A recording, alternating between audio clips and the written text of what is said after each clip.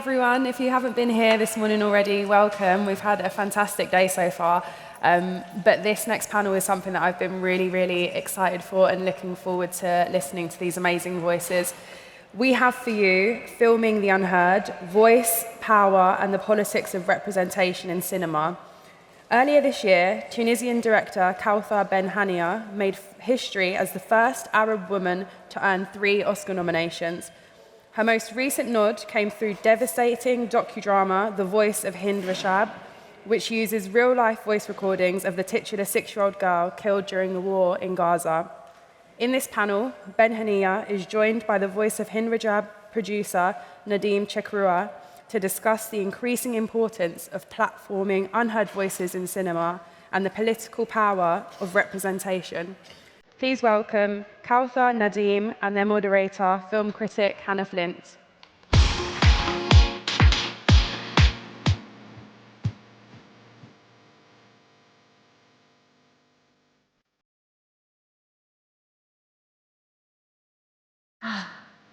Hello, everyone. Thank you so much for being here. And Kaouther and Nadim, thank you so much for joining us. Thank you. I think I really want to start of where your, passion for telling stories with a political message came from. You know, in Tunisia, there's obviously been a lot of upheaval over the years, and you've been through Habib Bourguiba, you've been through Ben Ali, Arab uprising. So tell me a little bit about the origin story of your political cinematic movement, I guess. Hello, everybody. Thank you very much for coming, listening to us talking. I'm very impressed because the weather is great outside, so I don't know what are you doing here. I have to say something interesting. About storytelling, I grew up in a very small city in Tunisia where we don't have cinema. I have no idea how cinema is done. Nobody in my near and wider surrounding is doing cinema. So it's something very coming from, other people do cinema, not us. But what was available is literature. And I was a big reader because in this small city there was nothing, literally nothing. So I spent my childhood and my teenage years reading books, and this is how I connected with storytelling, with literature mainly, before realizing after that I don't have a very wonderful style in writing. So writing screenplay is perfect for me because it's always in the present tense.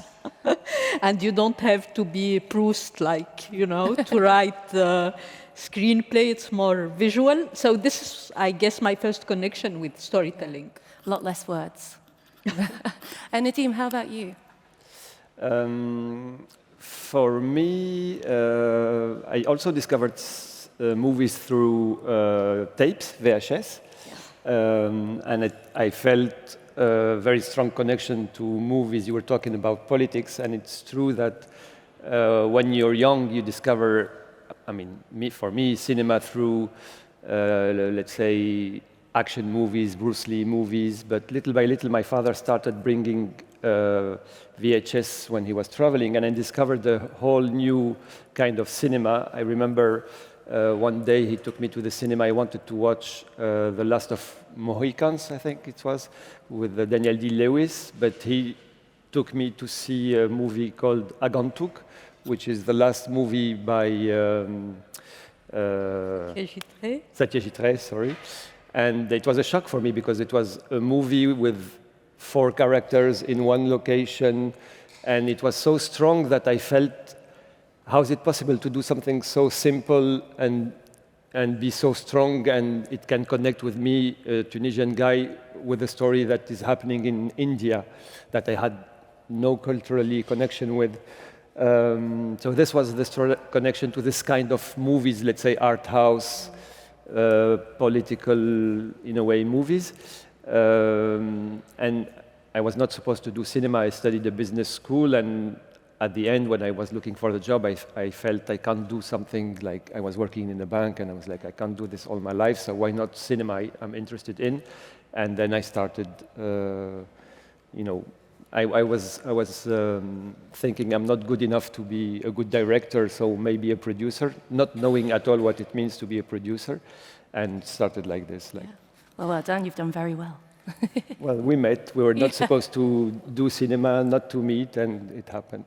So I really want to jump on what you said there about connecting something that was set in India that's very local, but I guess the universal themes. And I think certainly with your collaborations, you have Beauty and the Dogs, where it's a woman trying to report a rape in a police station in Tunisia. You have The Man Who Sold His Skin, which is about a Syrian man trying to get to Europe, but being, I guess, a Faustian bargain with an artist in order to get there. Four Daughters is about, a woman and her eldest two daughters who are kind of brainwashed by ISIS, and you're using a very hybrid fiction approach there. And obviously with Voice of Hind Rajib, it's about this one girl, this one moment. So I guess, what is it about telling local, personal, I guess, smaller stories that can really have the biggest power around the world in order to kind of talk about politics, to talk about humanity?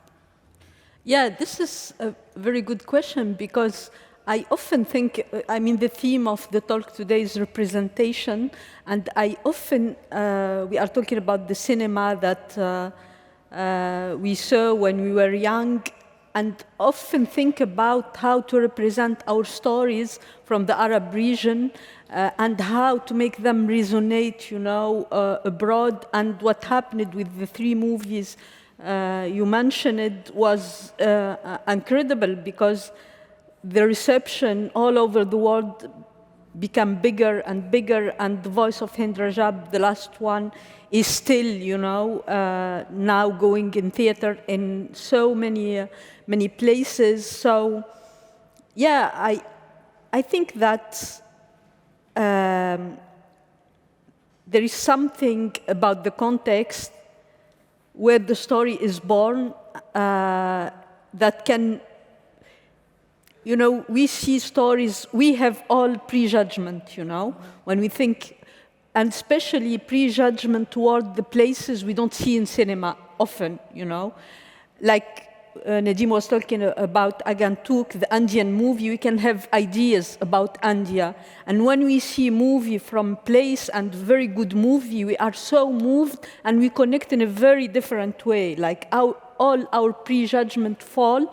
And this is, I think, the power of representation and the power of cinema. And this is a very important question nowadays, where we are divided and we think about each other with a lot of prejudgment, that cinema can make something wonderful, which is connection, which is you find yourself connecting with the main character. And this is the problem of the main character, because when we think about cinema was born in Europe and then in United States in a period where colonialism was hype, It was everywhere, and the invention of cinema was portraying from the beginning the main character, because when you write the main character, you give him the moral complexity. He's something complex, and the other are serving in a way, the other character. So all the cinema we saw, the main character in general, he's white, he's heterosexual, we have this prototype from the cowboy to the soldier to the Indiana Jones, whatever, when you think about all those portraits, and those kind of characters have the complexity, have the moral complexity, let's say, and have the lead role. And this is shape, how we see the world. We see the white man as complex, because this is the power of cinema. It shapes our thinking, That's why I think representation matters, and it's very, very important. So when you think about doing movies from the South, like me, coming from Tunisia, North of Africa, movies about Arab and Muslim, and because how you are perceived in a way. So it's a very, very complex thing, because you have how to say, you have to think twice, you know, before before writing, how things will be perceived, and how. And at some point, and then I'll finish. At some point, I thought, for example, for Four Daughters, I thought that cliché, because you think a lot about cliché. Cliché should be the start, like once Alfred Hitchcock said, it's better to start with cliché than to end up with one, you know? Yeah. Which is, I found it great, you know? Let's have the cliché, and then let's open it and destructure it in a way. So yeah, this is like, it gives you so many tools, but also a pressure that, like, I think a privileged director from the West don't have, you know? Also, just to add something about the connection, for example, the movie she was talking about, Four Daughters, is really, really a local story. It's about, let's say, a woman from a low social background in Tunisia with her two daughters going to ISIS in Libya, or Beauty and the Dogs is about a woman raped by policemen trying to pursue them. And what is interesting when we do screenings and Q&As is to see how people connect, not only connect with this, I mean, like the film, or connect with the story, but after they tell us that they remind them of their own stories. And this happens everywhere. Like someone says, it reminds me of my Spanish grandmother or whatever. So you can see that with a very local story, you can really connect with people in their own background, whatever it is. And one funny thing is when we do a lot of screenings and we kind of make jokes about it, because everywhere the questions are the same. And we're like, okay, we're going to bet the first question is this and the second is this. And it's always the case. And it's funny to see that from Europe, Asia, Arab countries, United States, people react more or less the same, you know, with very local stories. Yeah, absolutely.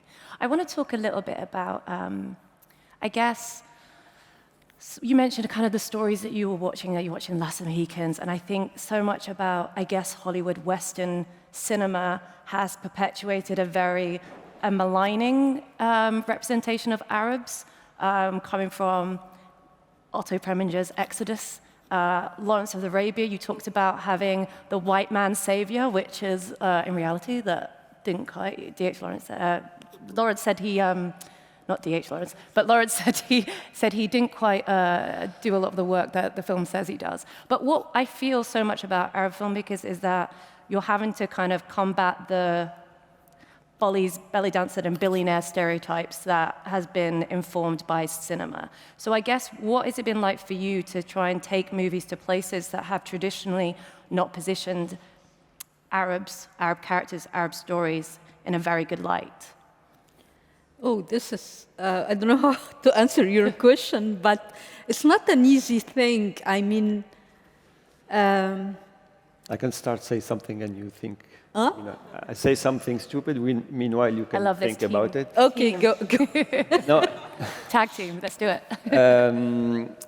No, but this is concern his job also, because when we talk a lot about financing, because cinema, the problem of cinema, it's not like painting or writing a book, it costs money. Yeah. You need budget, so money is essential in our work, and his job is to raise money. And we see it like when you have an Arab-speaking movie, it's a nightmare to finance it. Yeah. Like you can't, and we have this discussion often. He tell me, do a French movie, do an English-speaking movie, and you will have all the doors open to you. We'll, you know, I'm talking from the side of the money, because I find it very revealing, you know. Yeah. Yeah, but it's true, and we can come back to it maybe, but about how to make our stories reach the world. So, of course, our part of the world, let's say we do an Arab film, so our part of the world, and also the Western world. And it's interesting to see what movies can reach more easily than others. And sometimes we face that criticism, like you're doing films for the West. And it's not true. We're doing movies for everyone. Like when we do movies, we want everyone to see it. But it's interesting to see how some subjects, like we make a movie about a subject we want to do. Let's say she wants to do about a subject, and we try to do that movie because we think it's a good movie and tackles good issues and stuff. But depending on the issue, it's more easy to reach the Western audience, let's say, than others. It's like Western audience or Western institution, maybe, are waiting for something. For example, when we do Four Daughters, it's about a woman, about indoctrination, radicalization. The West likes this kind of stories, this kind of movies where they can feel, or we can feel, because I'm also part of the audience, we can feel, in a way, savior, superior, watching the problems of the southern countries. So when we do a movie like that, rape, there is a market for that.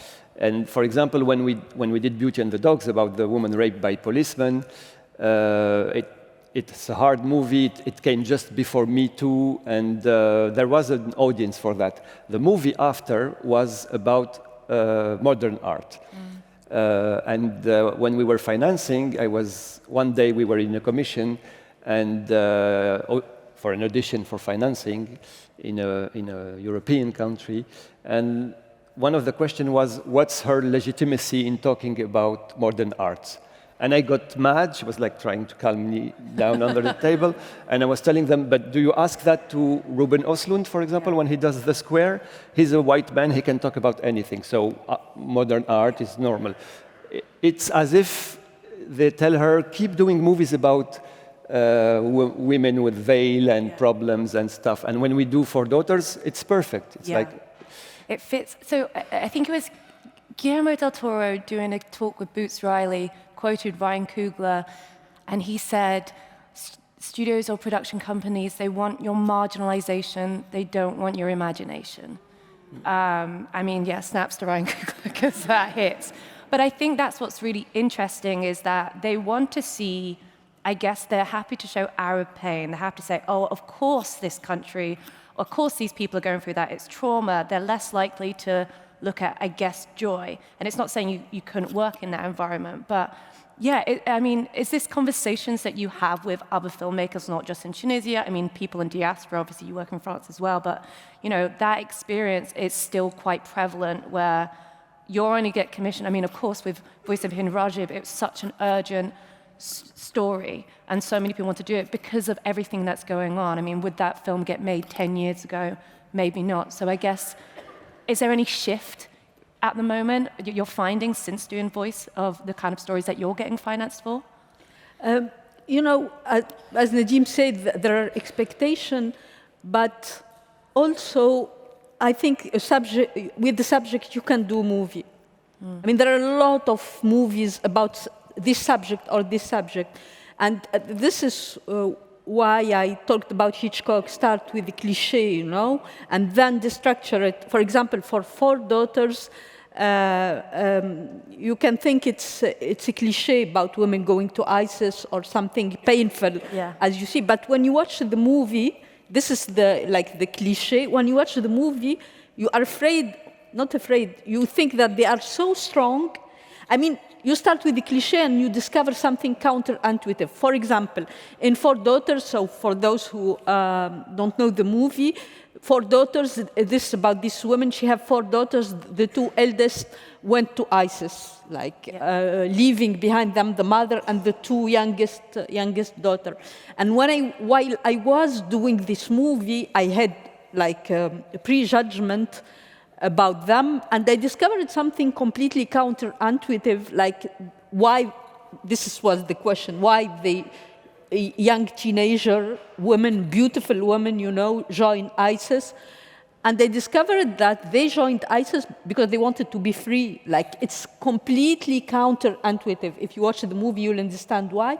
But there is something about the impulsion of adventure and going to something dangerous that is forbidden in their milieu that made them make this choice. So it's completely, you know, in the opposite of what you... And this is why I don't shy away from difficult topic or...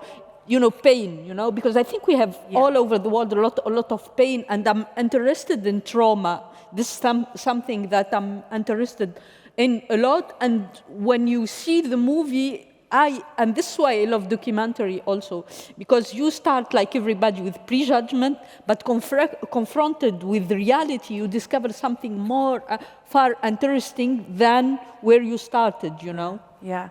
I want to talk a bit about, I guess, your experience of, I guess, the cinema. Since obviously I think you're a 70s kind of baby, so you've gone through different kind of political, you've had coups, you've had the Arab Rising. I wonder how much the politics of what's going on in the Arab world has kind of either informed the way you make films, and has it affected your ability to tell films? Because as much as, you know, you want to tell this truth, to kind of be socially conscious, there must be also a level of like, we're already getting maligned in the world, Arabs. Like, should we, you know, as people back home, maybe it's like, you shouldn't be saying that. You know, obviously in Iran we have that. We've had Egypt, like Tariq Saleh has been kind of banned from the country for his films, Iranian filmmakers.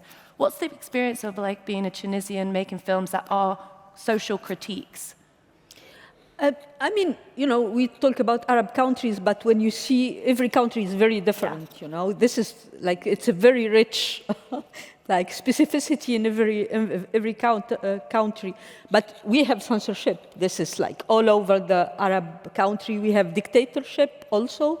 I was lucky enough that I started like really doing movies after the Tunisian Revolution, and I did the most of my movie in this period of total freedom in Tunisia. It ended, like, but I'm still doing movies. So you have a lot of battle in every corner, you know. Yeah. And one of them is battling with the power and the bureaucracy and in your country, you know, like to say what you want to say. And yeah, this is something. We learn how to navigate this, and yeah, as I said, in Tunisia, after the Tunisian Revolution, the beginning of the Arab Spring, we had a lot of, like, it was euphoria of freedom, and we had an like generation of filmmakers and artists, and doing a lot of interesting things, because when you have a little bit of freedom, you like it's joy. And often I talk with my French colleague, and I tell them, you don't realize, you know, the privilege that you have. Be aware, because you have the far right coming to you, like having program for the culture. Yeah. Don't take it as something granted, you know, because it's not.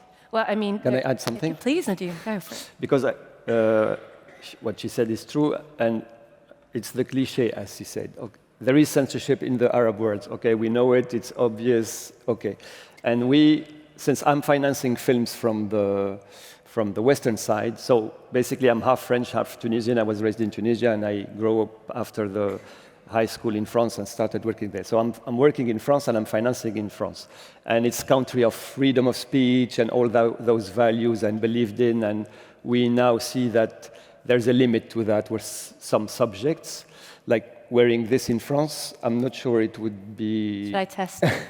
Get my Eurostar. Anyway, what I wanted to say is that, again, with what I said before, with the system of financing, with people financing, with institutions financing, it's not a censorship in the common word, but it's a way to choose certain subjects over others. Yeah. And I think with this insidious manners, it's at the end a kind of censorship. For example, when we were talking about a movie about modern art, the character is a Syrian guy, he's quite handsome, and he's in love with a girl, and he wants to come to Europe to join his girlfriend. And the commissions were like, but no, he should be poor, he should be almost ugly, he should be starving, and like, why are you telling the story of a refugee who is beautiful coming out of love? It's like it's a, how you call it, this, you know. And for the next movie, for example, it's a story about a young woman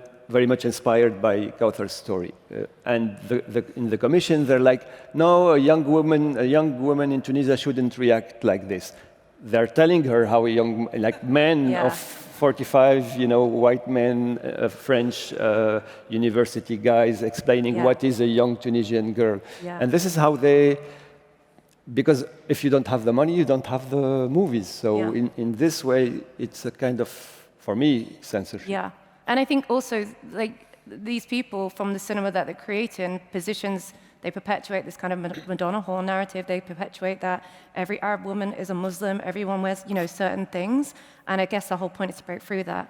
And certainly when it comes to censorship, I mean, wasn't it Hassan Paiko who's not been able to come to South by Southwest just because he talks out about Palestine and the UK revoked his visa? So censorship is not limited to any particular country. I want to talk a little bit, I guess, more about Voice of Hind Rajib. I have to admit, though, that was a film that we did a lot of Q&As for it, but it was a film that I watched once and I couldn't watch again because it's so powerful and beautiful. I hope so many people here have watched it. Have people watched it? Yes. Great, great. Thank you.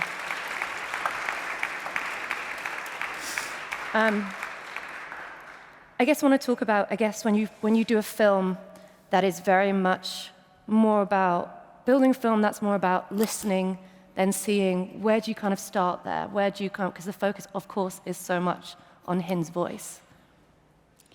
Yeah, I mean, I can talk about how everything started. Yeah. I was planning to do another movie. We were like financing the long, horrible journey of financing. It's a movie set in Tunisia, an ambitious movie about storytelling, about legend, and at the same time, I was following the news in Gaza, and I thought that I can't, you know, like, it's like almost obscene to make a movie about the beauty of storytelling while the unthinkable is happening, you know? Mm. You can't, like, even in your head, and I felt this feeling that I explored in the movie, which is helplessness, and how helplessness might make you angry, and how from this anger you can do something. Till the moment I heard the voice of Hind Rajib on internet, because it was all over internet, and I couldn't get her voice out of my head. So I thought about all this, you know, and it was in a moment where Palestinian, you know, showing Palestinian as a human being, like we were talking about the moral complexity of the leading part of the movie. Talking about the moral complexity of Palestinian was forbidden in a way. Like something, no, Palestinians should be either this or either this, you know, one-dimensional character.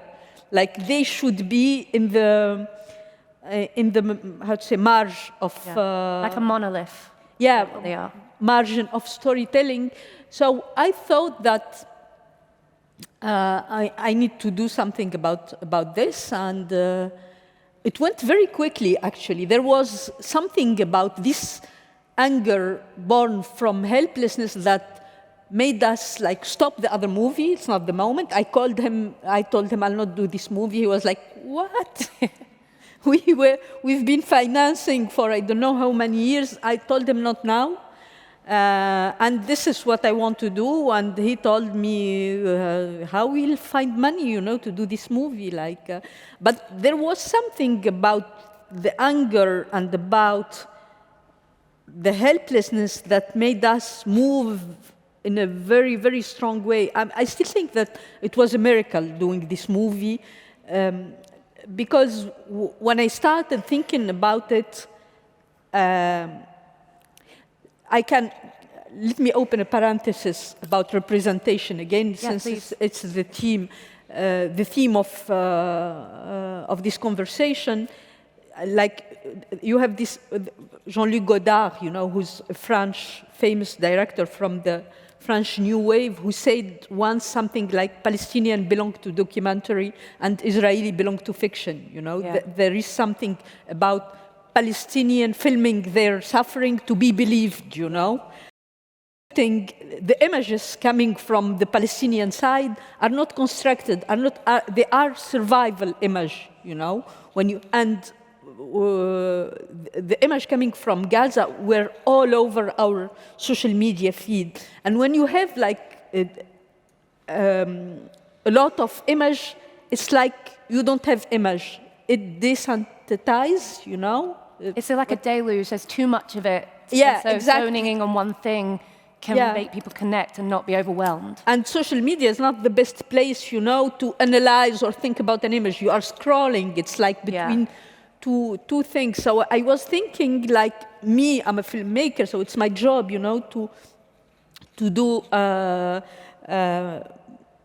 to create a space where you can hear really this voice of this little girl, like thrown all over internet, scrolled, ignored, it's too hard, it's, so this is one of the things that made me do this movie, and also in this forum, and we can talk about the forum later, because a lot of people told me why you didn't did a documentary. Like, I wanted to give the Palestinian in a way, and I'm not the only one, there are other great Palestinian directors who did it, the moral complexity of the lead character. And when we see, the character, the people, they are real people in the Red Crescent trying to rescue this little girl, they are confronted with moral questions, what to do and how to do it.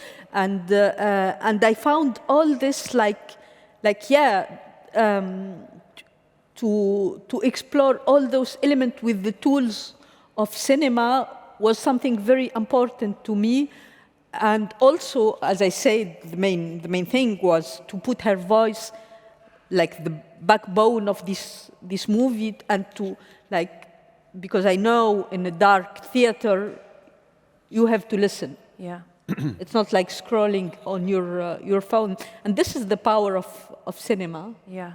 And I guess there's also an element of, by having the Red Crescent as kind of through their story, for their works, you're also combating the kind of lies from Israel is given about saying, Hamas is in the UN, Hamas is in the Red Crescent, they're everywhere. And it's like, let's actually show the sometimes bittersweet work of Palestinians who are trying to save themselves. They're not a people that are just being put upon, they have resistance. So I think that probably came through as well. And also one other idea, when we do the film, we show the film to many people during the editing to have feedback. And I showed it to a friend of mine. She's a nice person, normal person, French. And the thing that she told me shocked her with the movie is how much they fight to save this little girl. Because one of the ideas that are spread is they don't care about children, human shield, women, they have tons of children and they all die and they don't care. And this idea of human life is not important for them. Just to say this very racist quote from Golda Meir, who said, we'll never forgive them to make us kill their children, it's their fault. Yeah. And this was cited in France by the Prime Minister, a few weeks ago. Like their children, so. I know. Ugh. So this is part of the narrative, Yeah. Sorry. No. I think you wanted to open up to a few questions if people have them. I know there's a couple of mics. We just say we have limited time, but yes, this lady here. Just 1 second, we're going to run. Thank you so much, lovely volunteers. Thank you. You are absolutely inspiring. I literally got shivers. Was there ever a time with all of these incredible films where you sat there, where you questioned, did fear ever get you? And if it did, how did you overcome it? Because it is so palpable and visceral, and your films are going to have longevity for the rest, as long as we're here. But how, I don't know, you've probably already been asked this, but about bravery and fear.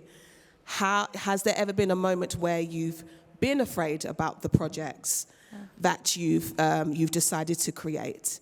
And if so, how did you overcome that? Great. Okay. All the time. So it's a question about fear and how to overcome fear. Yeah. All the movies, all the time. All the movies, all the time. And no, it's a great question, because I have, like everybody, I'm eaten by doubt. And what is specific with filmmaking, that every time you are doing a movie, you start from the scratch to build a world. And it's something, it's not an experience that you can replicate. It's new, so you don't know. So but what is my biggest fear? It's not political, or my biggest fear is about to make a mediocre movie. Like to be ashamed of myself, And because of this fear is my primal fear, It's like hide all the other fears. Like I need to prove to myself that I can do something good out of all this, pain, misery, trauma, whatever, And this... But, sorry to interrupt, but not only this, because I think it's the strongest angle of attack. If you do a bad movie, also. You can't, with such a subject, and with Hind Rajab it was even more, we cannot fail. She cannot fail, because then the attack is too easy, like it's a bad movie, blah, blah, blah, and they will attack the subject. So when you do something, a movie like that, you have to do something exactly, strong. Yeah. You have a responsibility in a way. Yeah, so it's it's also a drive, to do out of this painful story something that can reach millions of people. This is the dream, like I put here, and I try to fulfill it in every step. And this is a very, very good drive to forget about all the fear. But then there is a rational fear, that we discuss, and maybe you can talk about it. Like the movie could be easily killed, if it's not selected in a big festival. If it's not, because at the end of the day, it's you don't have star. You don't. It's not, with subtitle. It's an Arabic-speaking movie, so it can be a very niche movie and stay, which is all art house Arabic movie are niche.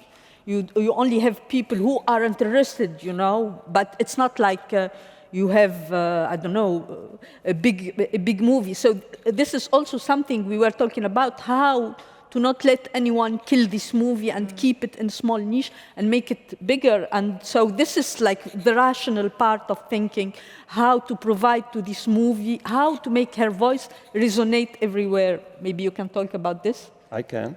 I wanted to add another thing, which is her way to cope with fear, because I know it from the outside, is work. She's a very hard worker, so I think it's one of the ways is like make it better always, each time, at each step, not doing something expected, but something that has never been done. So she's a big reader, she studies, and for each step, I think this is the way for her to work, pushing the limits. What she mentioned, the other point was specifically for Hind Rajab, where we knew that with such a subject, we will be more than scrutinized, that there will be attacks, and not unfair attacks, but anything that can kill the movie. And since the goal of that movie was to make the story of Hind heard and reach a lot of people, we couldn't face this idea where the film is killed just for another reason. So I'm going to be short, but we did what we call the compliance, and for this film, we do it sometimes, but for this film, it was insane. Like we did a whole, let's say, investigation about anything that can be an angle of attack for the film. So to be sure that everything is totally true, that there is no ambiguity, that everybody is involved is super clean, bulletproof, and of course we know that other films, let's say, dealing with other subjects or from the other angle of the story, they don't have to do that. And in our cases, we need to do more than everybody else because we are in a more fragile position. Yeah. Thank you for your question. I'm so sorry. We've only got I'm looking at the stop clock. It's 13, 12, 11. We actually have got a minute, but you guys are so great at answers, but I wonder if I can get you two quick, concise one. If people here who are trying to make politically resonant films, what is a quick bit of advice you would give them? Advice about what? Making politically resonant films. Yeah. I think, as I said, we think about some movie as not political, but I think every movie is political. Yeah. Because what does it mean, being political? Is when you choose your angle, when you choose your main character and give him the complexity, who's your main character, what he represents, all those choices, we don't think about them as political, but they are, who are the secondary character, what are the links, this is very, it's not, you don't need to have a political topic, you don't need to do a movie about revolution to be political, you know? Any story, the choice of the angle, the choice of where to put your camera, where to put outside, this is what we call the hierarchy of what is seen and what you don't see. This is already political. Well, thank you so much. Thank you, everyone, for being here. Can you please put your hands together for Nadim and Kaouther?